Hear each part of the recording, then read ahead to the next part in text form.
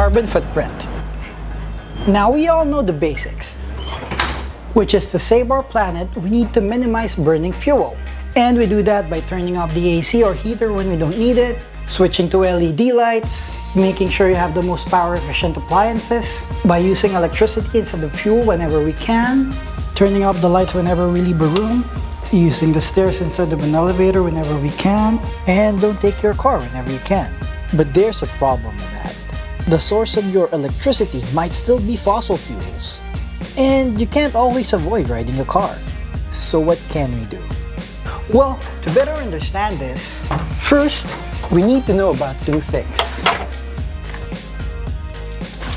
First is conservation of mass, which means if you try to destroy or burn something,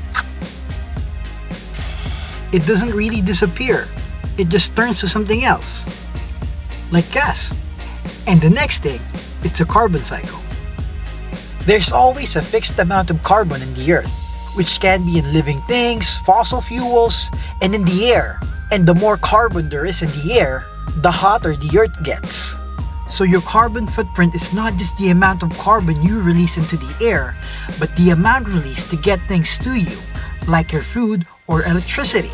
And there are actually a number of good ways to greatly reduce that carbon footprint. First is by making sure you have green power. Now there are several sources of green energy, but how do you get it? Luckily, most major cities have a provider of green electricity. All you need to do is Google your city and type green energy, or maybe go to your power provider's website and you should be able to find it. And if that's not enough, you can also get some solar panels.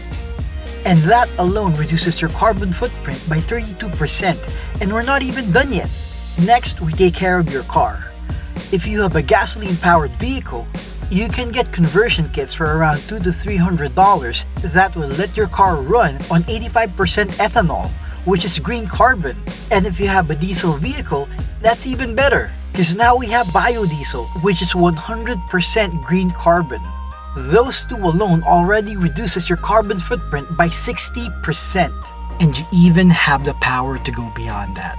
You can choose to use reusables. You can choose to tell your friends. You can choose to use plant-based plastics over fossil-based plastics. Right now, your choice has never been as important.